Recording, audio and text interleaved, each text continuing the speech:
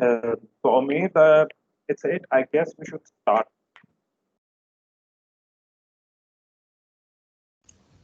Okay, hello everybody. Thanks, Mr. Sabi, for invitation. So I'm waiting for you.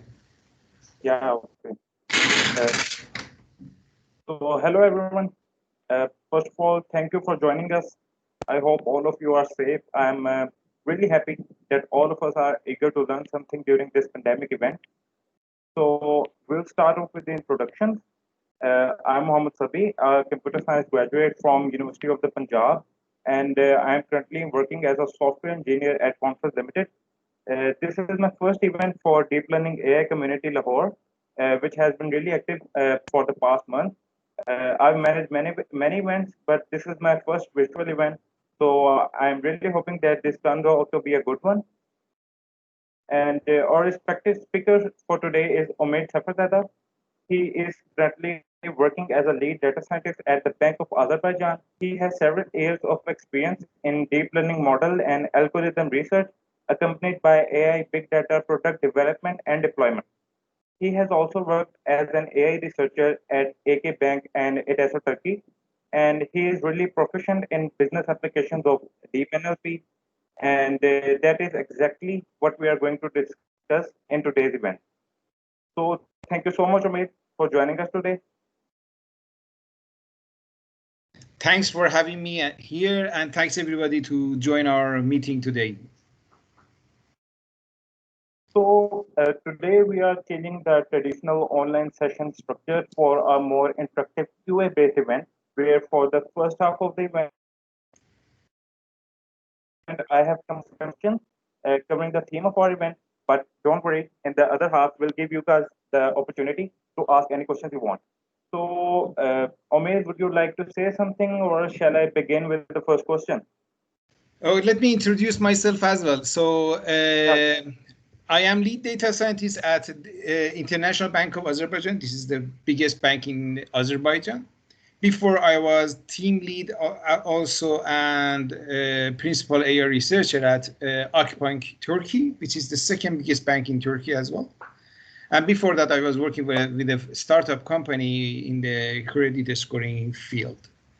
So, and before I had a 3 years PhD at Bilkent University, mainly in the econometrics department and economics department, mainly in the econometrics field. And my master is also finance and bachelor is industrial engineering. I'm from Iran. I'm very happy and glad that you invited me, and I will be happy to help you in this field. So if you have any questions, we can go through the questions, then we will have time for the audience as well. Yeah, okay, great. So my first question is, what is the basic idea of deep NLP and how the application of NLP has revolutionized our business model? The NLP comes from natural language. It's abstract for the natural language for processing. Okay, what we are doing here is generally trying to understand text by converting text in the new ways of the modern NLP is trying to convert the text to vectors, which they are calling it sometimes word vectors or character vectors or sentence vectors. Anyway, they are trying to convert the text to a vectors and try to solve several tasks in NLP. Like we have text classification, we have name entity recognition, we have host tagging, we have information retrieval, we have a lot of tasks, question answering problems. So the purpose of NLP is to try to solve these tasks by using some mathematical and functions and methods. Like in old days, they were using statistical methods mainly, but after 2013, they started to use word vectors, which is introduced by and produced by neural networks, then after 2013, most of the literature goes to using deep learning methods. So this is the main idea of the NLP everywhere. And so if the main idea is they are trying to use these methods to make models. They are language free, which is important. That means if I have a model to learn English, why I cannot use that for, let's say, Indian language or Pakistani language or any other language. So most of the modern NLP is focused on the language free models generally. That's it. Okay. So that was a great explanation. So my next question will be then, is it something that can be applicable to large organizations only? How can small businesses benefit from it?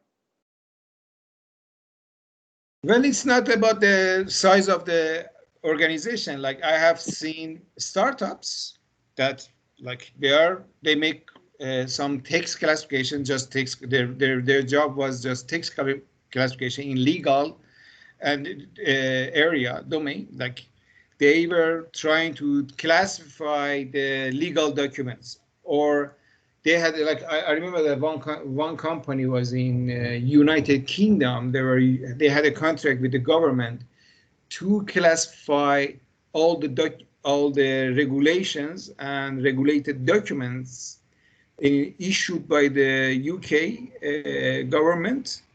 So later on, it was like thousands of the documents. So their task was to try to classify them. You can use them in we have a lot of applications of the NLP in the biomedical nowadays. They are trying to understand medical trials and information or lab reports. There is a lot of applications of NLP in the finance, like they are in US. They are trying to understand 3 monthly, like they call it official, like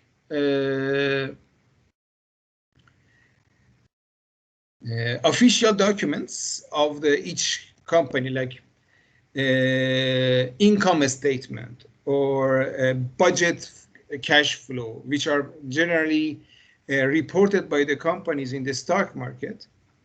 And then you use NLP to understand what's going on inside the documents as well, or interpreting the news. So there is a lot of companies that are working on the just news instead of, so they can extract. There is a very big company, I don't remember the name, in the New York.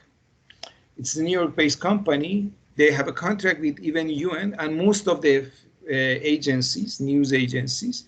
This company established in 2015. Now it's $1 billion company, like in 5-6 years. And what they are doing, they're trying to extract the news from Twitter or Facebook or social media and create news and create the work as an agency for big companies like BBC or big broadcasting companies. So this is one of the companies, like in 5 years, they just started the company and now it's like $1 million company. $1 billion company. It's not just million, it's $1 billion company. So from an implementation point of view, will it be easy for small businesses to implement it, or do they need to acquire specialized services for it? I say NLP is a very difficult task. It's not an easy task at all. Any NLP tasks are very easy, difficult. Like so generally it's not easy for if you don't have the proper information or knowledge regarding to the details of the NLP. But you might get good consultants, then they might help you in your way. But there is a lot of applications. Like I just remembered another one. Like there was another company, they were trying to extract information from the scenario or plots of the one movie. So once you have the information regarding each scene, then you can create the scene with the computer vision techniques. So these are the sort of multimodal models. There is a lot of the applications, and there is a lot of companies are working on that. But it's not an easy task. You should have proper consultants, or if you're small, or you should hire good data scientists.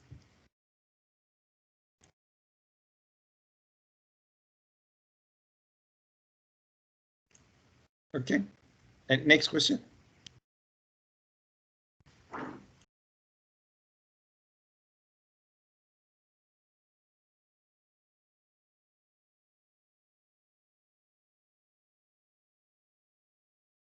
Mr. Sabi, do you hear me?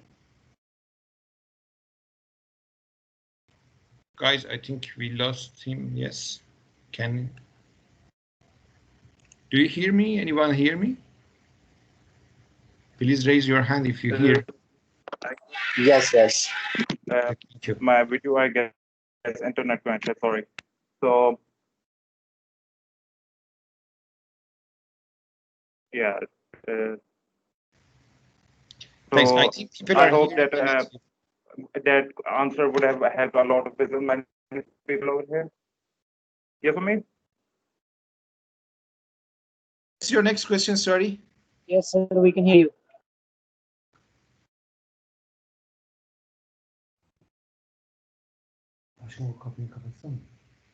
Yeah, can you hear me now? Yes, yes. Okay. So sorry for interruption. And my next question is, in terms of working, how is NLP different from normal machine learning and deep learning algorithm? In NLP, we are still using deep learning models, so it's not very different, okay? And before 2018 and 17, people were using LSTM RNN models which are also used in other different areas of the deep learning, or people were using convolutional neural networks. Jan LeCun has a very famous paper regarding to convolutional neural networks, applying CNNs to text classification. It's, I think, 2015 paper. I don't remember the time, but it's Jan LeCun's paper. But after 2017 and 18, and introducing transformers, which is partially also in depth of the computer vision, because some parts are already borrowed from some techniques they had. But anyway, transform is a very new generation of the models. Here, although it is deep learning, but it is a new area of and challenging area for NLP scholars. Also, like, it is that famous that, like, I was just checking that in 2-3 years it got 11,000 citation. The paper, attention is all you need, is the paper. So basically, after introducing this paper, the whole literature is changed, I can say. So, like, maybe before that, you might have some ideas of using even some machine learning techniques. I've seen in Kaggle also they are using for some text classification. For example, they were using gradient boosting algorithms as well. But transformer is totally promising and changed a lot of literature. I think, like, if I wanna divide the NLP literature, I would say we have a statistical method era till 2013, after introducing word vectors by Mr. Mikolov, Thomas Mikolov. We have word vectors, and then deep learning models are coming.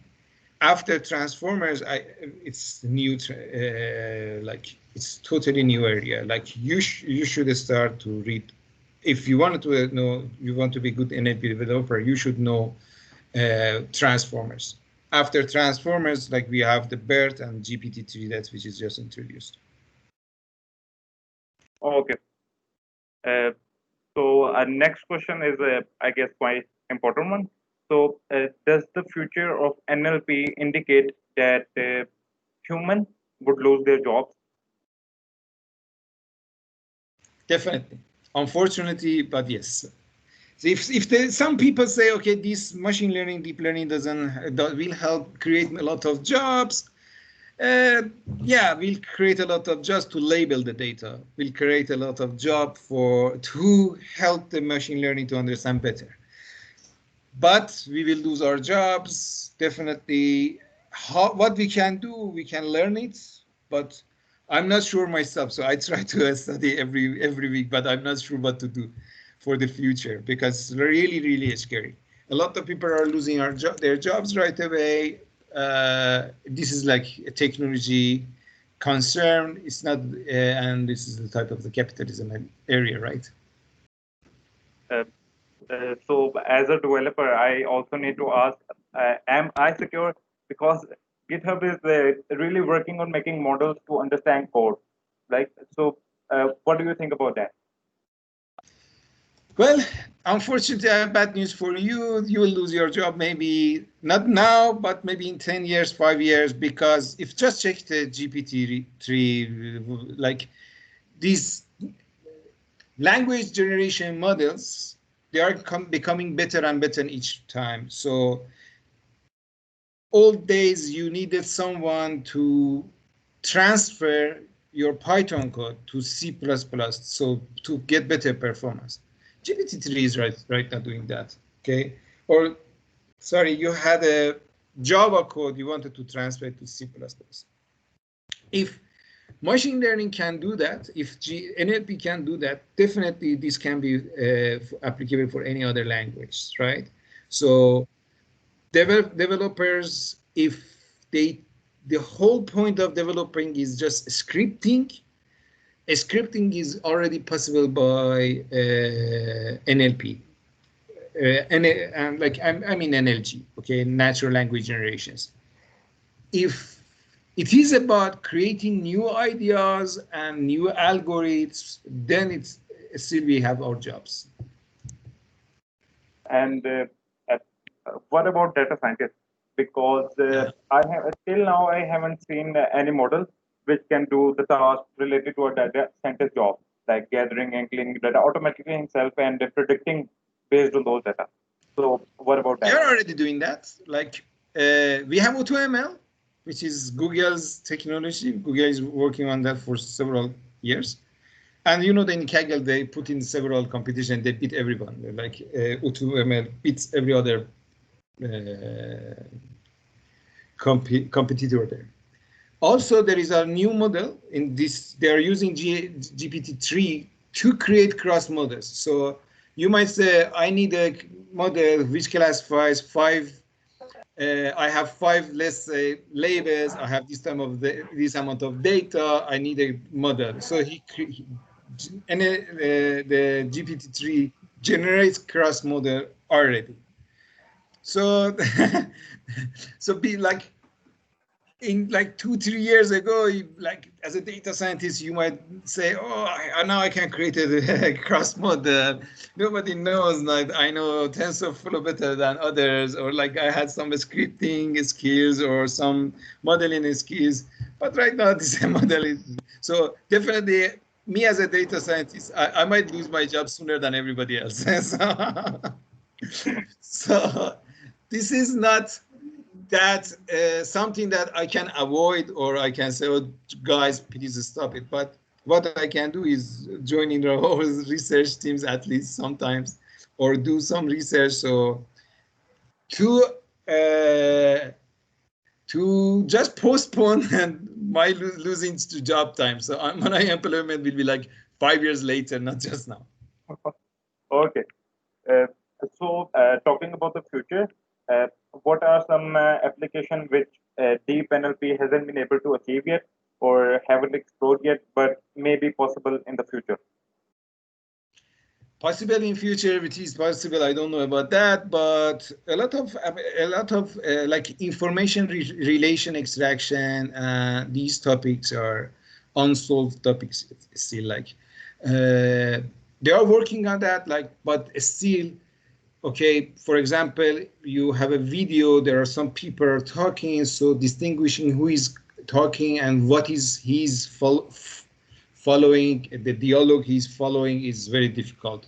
Or dialogue engines, like these chatbots looks good, like Google bot or Siri, but we know they are stupid. They don't understand us totally, right?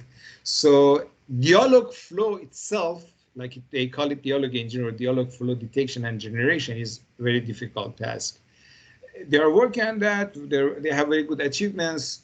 There is a lot of tasks. There is a lot of deep NLP tasks, or let's say another way, like they are working already on adversarial attacks on deep NLP models, like create something that creates misjudgment for the models. These are adversarial attacks. So they're already working, there's a literature they're working. And so there is a lot of job to do. Don't worry, guys. Okay. We will lose our jobs, not yet. Okay. So moving forward, Google is using BERT for extracting more meaningful content from our queries. So it's a transformer-based architecture. So how does it work? How is it different from traditional sequence models? Well, BERT has several. It's not just about the transformer. It has also other new things inside the model, right? They have some nice contribution. One of them is before we were using word vectors. Okay, the problem with the word vector is if you have something like you get a sentence from the customer, and one of the vocabulary there, you don't know about that. Let's say it is unknown. Either he made a mistake in typing it, or he's using slang language. So instead of hello, he must say HLO, for example. I'm just throwing something. Then the problem with the word vectors, you don't have them because people are writing it in by their own imaginary. And me and you we might understand, but even it's new for us, but for the word vector models, based models, it was difficult. They use character-based models, but it wasn't that good enough. Like Kim 2015 is a famous model, but transformers and using transformers for a language, because attention is all you need is about sequence to sequence model, and like it's about the translation models. It is sequence to sequence models, but we generally say it's neural machine translation models. But in BERT, they said, no, it's used the same transformer structure. If you check the BERT paper, you don't see any model there. They say, okay, in the model, we just use the transformer. They stack several transformers to learn the language itself. So their input, also they used BPE, which is like a sort of sub-model instead of word vocabs. Vocabulary word itself as a token, they use the subwords. This subword, and they learn the subword. They output vectors, embedding vectors is based on the subwords information. Using this, they could understand even you say you have some keywords or tokens that it is unknown, they can crack that unknown, then they find something very similar, or they can estimate that very properly. The good thing about BERT is this part. The other stuff about the BERT, like the paper, is not that like it was already in the literature. This part was also in the literature, but they used it the first time, and they created a language model. Language model, then that means that I have embedding vectors. Then I can go for a lot of NLP tasks. Then apply to several NLP tasks. They even in the squad data set, which is the famous question answering data set by Stanford data set, they achieved better understanding of human regarding the text. This was great. So reading comprehension, achieving reading comprehension better than human, it was a great task that time. I still believe that BERT will be more in the mainstream. Maybe there will be other to come, but still BERT is a really great model, and you can apply it for several tasks. Okay. So moving next question. There was one interesting thing that I wanted to discuss here, that GPT-3 is now a really a hot topic, and the application that people are developing from it are really mind-blowing. A few days ago, I saw a layout generator which uses GPT-3. For instance, we tell it that we need a green color box, and it actually writes HTML code for it. So, what's your take on it? Is the hype of this model way too much, or is it actually something that forms the base of future development methods? GPT-3 is great. Like even GPT-2 was great about the natural language generation. These are type of generating human-like texts. So in the NLG part, I think GPT-3 is great work. Okay, but you cannot use. I haven't seen usage of the GPT-3 for text classification, for say. Okay, but you have seen a lot of nice application of NLG. When you have a bunch of input text, then you have a bunch of output text. You want to connect these to each other, then it's a sort of very great language model, and like it works great. Like you have seen a lot of applications recently. Like you say, you give a text. This text is orderly. You must say, okay, go and create this for me, and it goes and creates for you because you can learn this. Okay, so. But I'm still suspicious about the other using GPT-3 to applying for other NLP tasks. For a lot of other NLP tasks, I might use BERT or any other variation of the BERT, like Albert or whatever. Okay, I still prefer them. Also, it is very interesting for everyone when you say, now I have a model, so if you say go and create a cross model, this will create a cross model for you. This is really interesting. That's as it is very good at the output. That's why you see a lot of advertisement on the GPT-3. Also, it's the institute is Elon Musk, right? Elon Musk, everybody knows his style. So it's a sort of joke, but like it sort of comes true for them. Like also, Bert, they did put a lot of advertisement on that, but Bert is really good. I'm like Bert, and it's the similar model, like XLNet also. It's a similar model. These are really good models for many NLP tasks. Oh. So I'm sure that every individual here is quite concerned about their privacy. So I would like to ask something in this regard, that DeepNLP is used for document scanning, like OCR, optical character recognition. So what about privacy concerns in it? Like Google hosts or documents and slides as well, emails for free. So most probably they're using them as data for their different applications, such as autocomplete, which is a recent update of Gmail.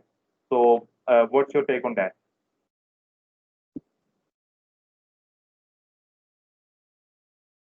Sorry. Okay. Yes. Sorry, just a second. It's about the privacy, right? Yeah.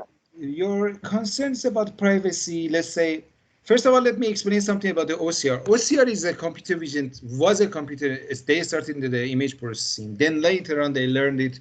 If they use some NLP, like language models for computer vision for OCR, their output is much better. So like, let's say, for example, Tesseract 5 and 4, I suppose, both of them, they use These are open source libraries. Tesseract 5 is already 4 and 5 already supported by Google. Okay, and these are open source. So if you go on through the documentation, still you see the language modeling there as well. So NLP is already combined with the computer vision to better understand the scanned image, right? If you say, okay, you might claim that, okay, now if I have if I share my documents with Google, he will read my documents. Yes. Why they were gonna give you like they were gonna give you like Google Drive for free? Not just Google Drive. Check out Google Colab, right? He says I'm gonna give you TPU for free, and you can use it for 12 hours for free, and or you can use it for 24 hours for $10 a month. It's just nothing, right? Yeah. $10 a month, even any student can afford it, right?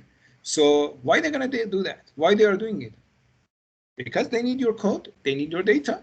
You're already giving your code, data, model, and you give them your accuracy, right? Because they know your accuracy as well. So I don't know, like if they say they are not using it, I don't believe them, right? Even I work for the Google, this might be very bad. I might be one day work for Google, I hope. That time I might change my what I say now, but it's really strange.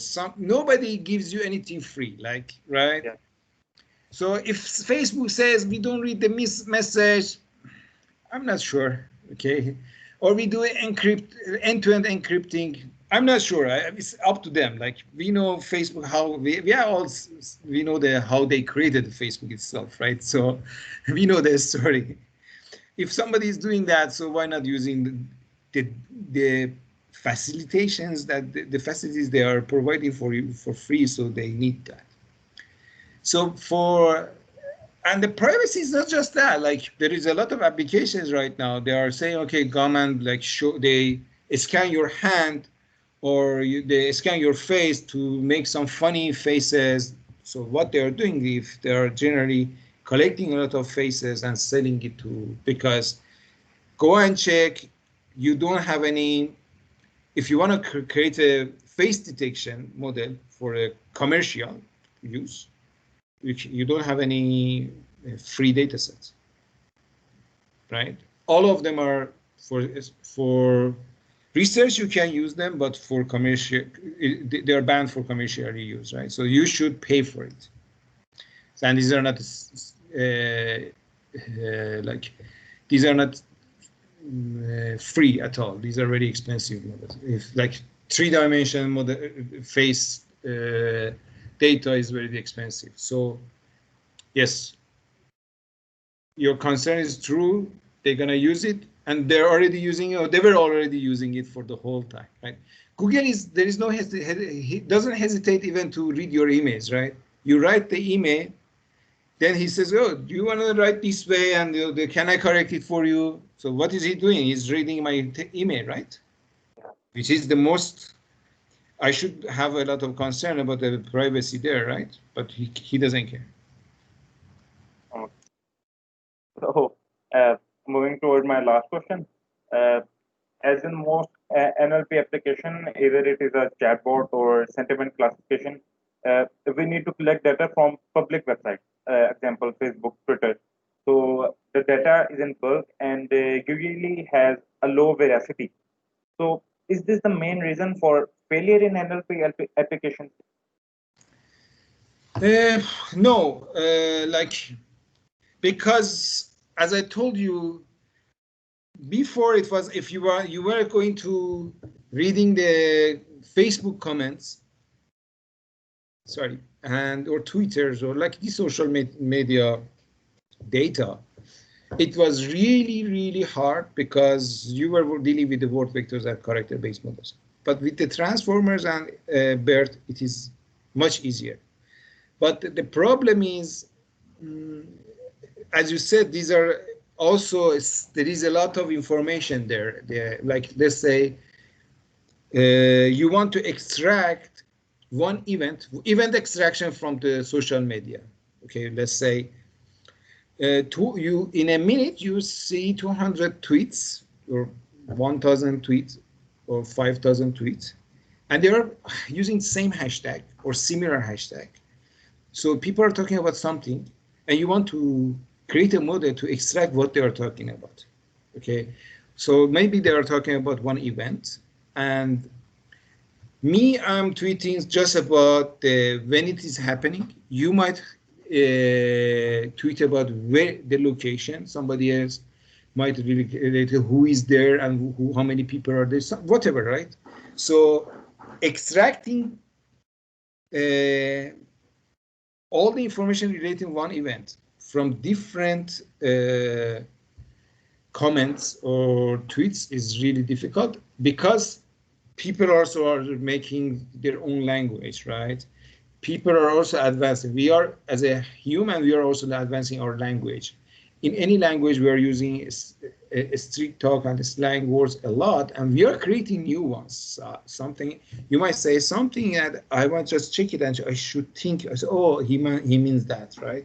So that, yes, NLP is not very advanced there yet. Okay, so we still have the problems with reading those type of social media comments. If you add voice to this, it is totally difficult task. Yeah, you want to have several voices, then you want to transfer the voice to text, and then extract the information from that. That's very difficult task as well. Okay, thank you so much, Amit, for brilliantly answering my questions. And now I would like to move toward the attendance and let them ask anything related to our theme that's going through their mind right now. So feel free to ask anything, guys. Let's check the comments with what they have. People, do you have any questions?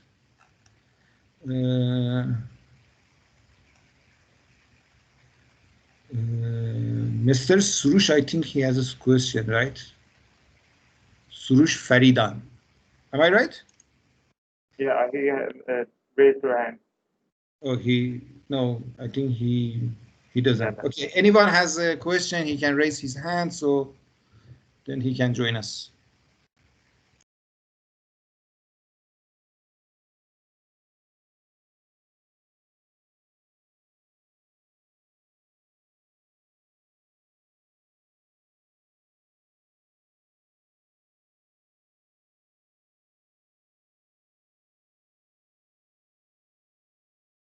So we have a question from Rakesh.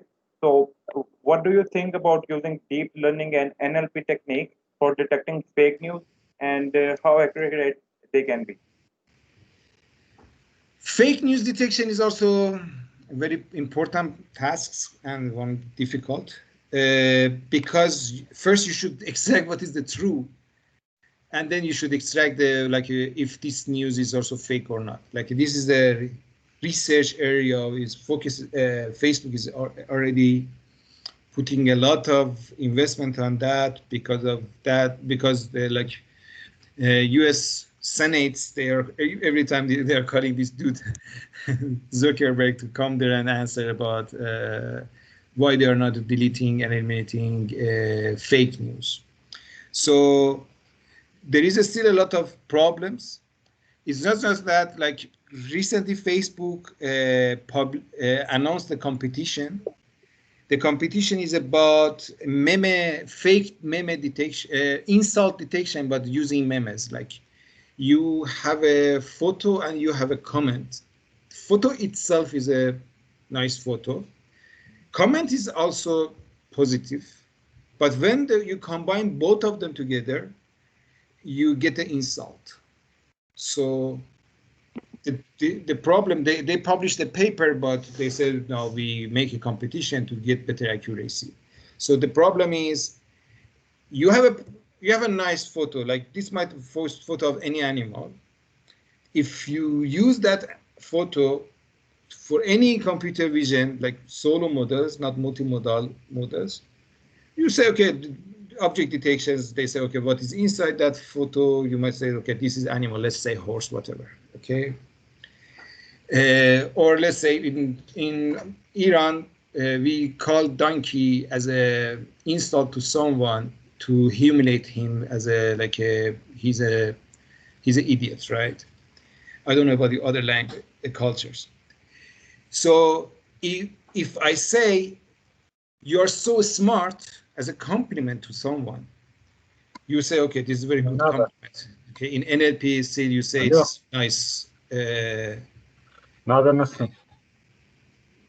One of Turkish friends is can you mute him? Yeah.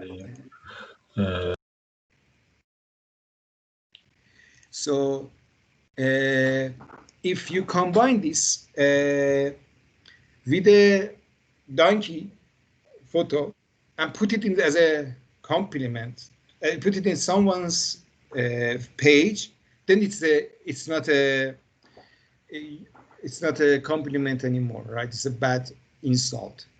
But you cannot say, okay, this donkey itself is a bad insult, right? So sometimes this is very difficult task already. This is not solved, and this is a competition. If you want to enjoy that competition, there is a data set published by Facebook. They acquired the data and data set, they published it for free. And they make a competition, so it's in the research page, so you can go and they also published several models. They say we use BERT for the NLP part, we use several models and several, I think ResNet as well for the image part. So they made a multimodal model to predict some. They already labeled, they say, okay, if this photo comes with this text, this is also, these are the labels. So there is a data set if you want to play with that. Okay. So we have another question. What spam detection models can be used for? And is there some challenges in such classification?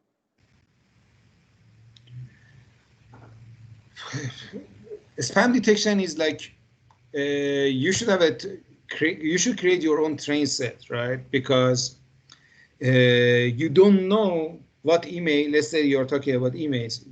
What emails are spam for you?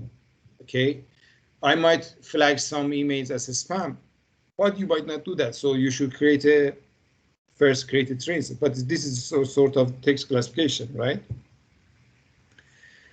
For this, I don't think there will be a lot of challenge. I don't know, like I haven't worked on that, but because most of the spams are very similar to each other, so you can generally understand these are very similar. There is a lot of similarity between some paragraphs of them. So let's call it documents. So these are because it's spam. Sometimes it's just not just one paragraph, it's 2, 3 paragraphs. So let's call it a document. So this is sort of document classification tasks. You might use very advanced models like, I think it was long. They were using BERT and long formers. You can use those for document classification. Okay. Any other question? So guys, do you have any other question?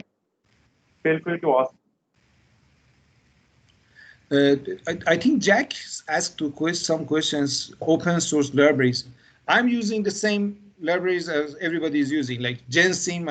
I use a lot because I like it to train the word vectors, and I might use FastText as well.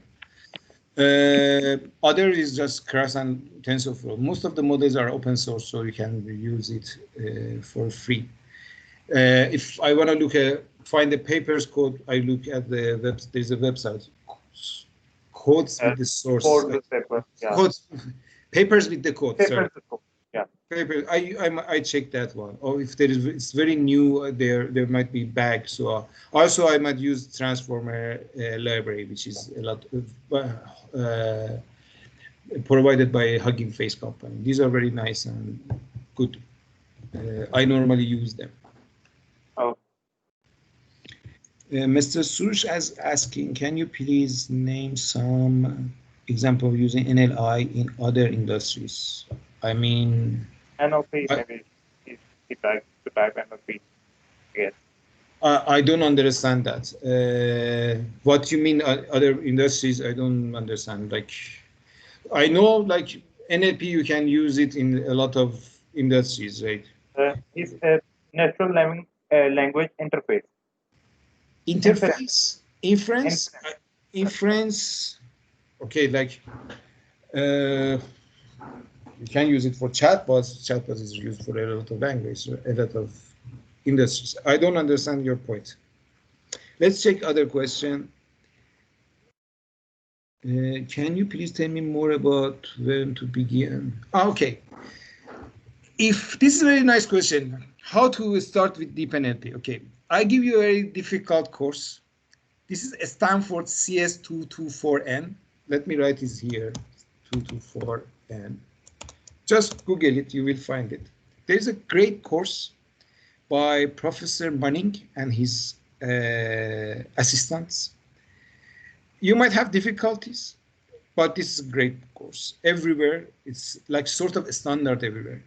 If you are looking for a great book, you try to find Mr. Juravsky. He's also professor at Stanford. Juravsky's book, which is open source in his own page.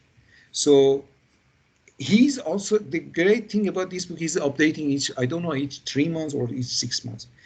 And Manning course is also updated, like you should check the latest version. You should be, if they also publish their videos in the, after they finished course, they publish their videos on the YouTube as well. They have homeworks, they have the answers to homeworks, they have projects, they are checking the progress. This is a great one. There is a new one. If you are a fan of the Coursera, of course, if you're a fan of the Coursera, if you check my page also, I'm very big fan of the Coursera. Deep learning specialization, you should take it just to understand what's going on, the basics of the NLP. It's not an advanced course.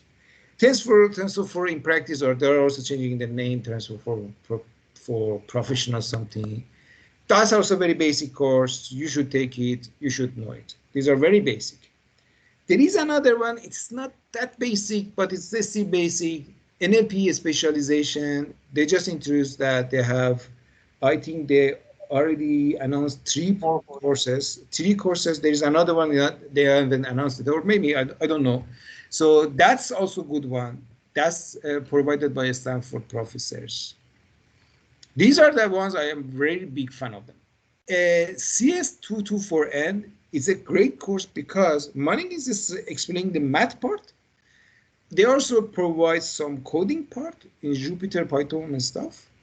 He provided some related literature, because some of them are just you cannot find in the books. Juravsky is covering most of them, but still they are mentioning which papers you should read. I prefer that one. Every time I have a problem, I go to the Manning course or Juravsky's book. If there is something, they come say, okay, let's say there is a task, NLP task, what do you think? I say, okay, let me go and check these guys. Then I Google, if I couldn't find there, which is very strange, then I will go for Google Scholar to check what new scholars are publishing there. So feel free to ask if anyone have any question. I guess from left the conversation. Okay, so, Mr. Hafiz is asking something. Let me check that one. Do we have basic knowledge of information? Yes, Mr. Hafiz, you should definitely know neural networks and artificial intelligence. You should take the Stanford course provided by Mr. Andrew Ng in Coursera. Or there is this Udacity, there is a Facebook course. I like that one as well. It's about deep learning. That's also a good one. Any other? I don't see any other question. Any other question, guys? We have 10 minutes, right? Yeah, 10 minutes. No problem, Mr. Hafiz. It's my job. Sabi, if you allow, I have a question. Yeah, sure. Can you?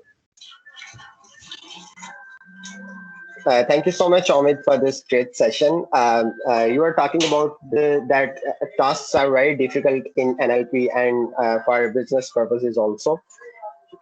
In many NLP applications, for example, like chatbots and like sentiment analysis, we need to collect data from different sites. For example, if I'm going to build a chatbot for Twitter, which will reply on different tweets, I need to collect data from Twitter. And people are using a lot of slangs and different things that NLP model cannot understand. Do we have any research things or any side of areas where people are working so we can handle these kind of things in future, so that NLP model will work on these kind of things, that this mess in data or slang kind of thing? No, honestly, no. Like, so if you're creating your train set based on the social media comments, you're already giving a wrong data set to a model, because in social media, I might say, I don't know, like you say everybody understands salam, right, as a hello, right? You might say SLM, okay? This is very common in social media, right? Because instead of SELAM, I might use shorter version as well. And I might do that for a lot of things in social media, because that's why reading the social media is difficult, right? But if you are putting SLM in your, let's say, very advanced model, and you say this is a correct data, so then you might say SALM might be meaningful because it's very similar to SLM, but SALM might have some meaning in other meanings, okay, than saying greetings like hello and stuff. So no, sir. Like, if I'm gonna create a chatbot, I won't use in my training. I won't use social network data, but my test data will be detecting what is written in the comments of the social media. These are totally different. So I have a train set. Okay, I might go and think, if I introduce SLM, I use it anyway or not. But generally, I won't do that. Okay, generally, I try to guess what he means. So we have another question. To what extent do you think chatbots have potential in the future? Okay, unfortunately, a lot of call center agents, they will use their jobs, if you mean that one, right? If the research on the dialogue engines, which is very important area of the very difficult task, as I told you guys, if that will be successful, like we already have, they published some papers. So the bot, I don't remember the paper name, but the bot could follow a session of the dialogue till 15 sentences, something. So you say something, he says something, you say something, he replies you back, till 15. Of course, it's a still research area, okay? I'm not talking about the business application yet. Google says I did that. Google, like, I don't care. Like they come up with some other stuff. I don't care about that. Right now we don't have that, right? We don't have in the business. But imagine 5 years from now. So in 5 years you have better GPUs, you have more data, you have better models. Then you have better chatbots. You can use them as your personal assistant. So a lot of people who are working as assistants for CEOs of them or any manager, they're gonna lose their job. If you have great chatbots, call centers will be vanished, or say there will be less people that to answer the real people's calls and stuff. So chatbots. If you have good chatbot, you know that you have better search engine. So chatbot, like natural language understanding NLU, will help you to understand any text, right, as a chat. So also your search, you can change your structure of your search engine, right, to backed by chatbot this time, not just a query of one keyword or two keywords. Mr. Aydin is asking a question.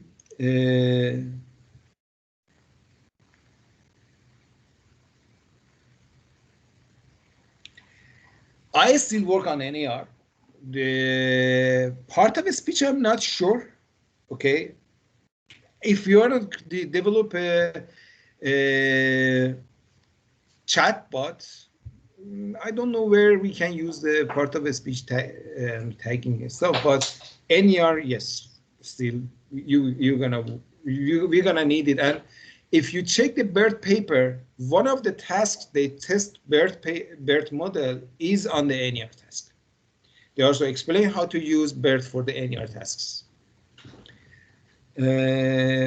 Sorry, I forgot to read Mr. Alper's, he's also my great friend.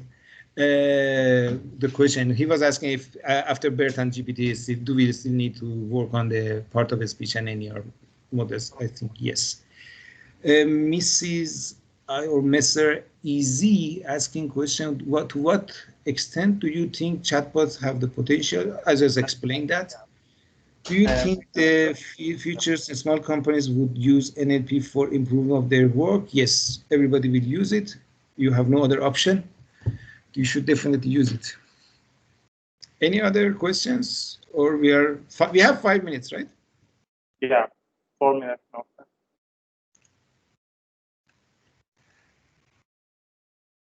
Okay, I think there's a new building on Alper's question. LSTMs are very old, Mr. or Mrs. Easy. After transformers, you don't need that generally. Like transformer itself explains that using the positional encoding, we don't need we already can capture the sequential information of the text or tokens. So that's why we were using LSTMs, right? So you don't need that. And the structure of the transformer to learn the features of the text, and also the most important part is LSTMs. If you're using LSTMs and you are creating big models, using LSTMs you cannot parallelize them, because LSTM works with you have the first token, second vocab, third vocab, fourth vocabulary or word, then to predict the fifth one, you still use the first all of them, right? So parallelizing the LSTMs were not possible. But transformers, you can feed each embedding of the one sentence parallel to each other and get the results. So you can parallelize the transformers. And similar to LSTM models, if you want to create, the number of the parameters you use in the one transformer is lower than LSTMs. If you see that BERT is you say, okay, BERT is very huge language model and it's very difficult to train. Yes, but because it has 12 stacked transformers, and the task is to learn the language model itself.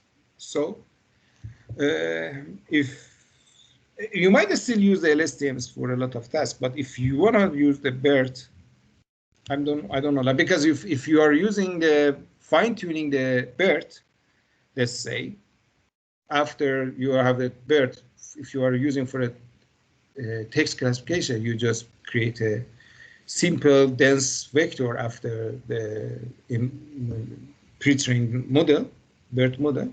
You just need a simple dense model, which is a neural network, sorry, simple dense neural network, you have the prediction model.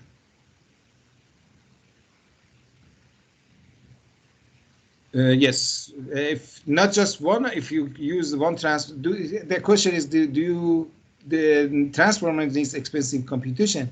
If you have one transformer, no, but if you are stacking several and you're dependent on your task, yes. So I think we are done, because the questions are very similar nowadays. If anyone has, the last question should be different. Let's go for other areas as well, not just transformers.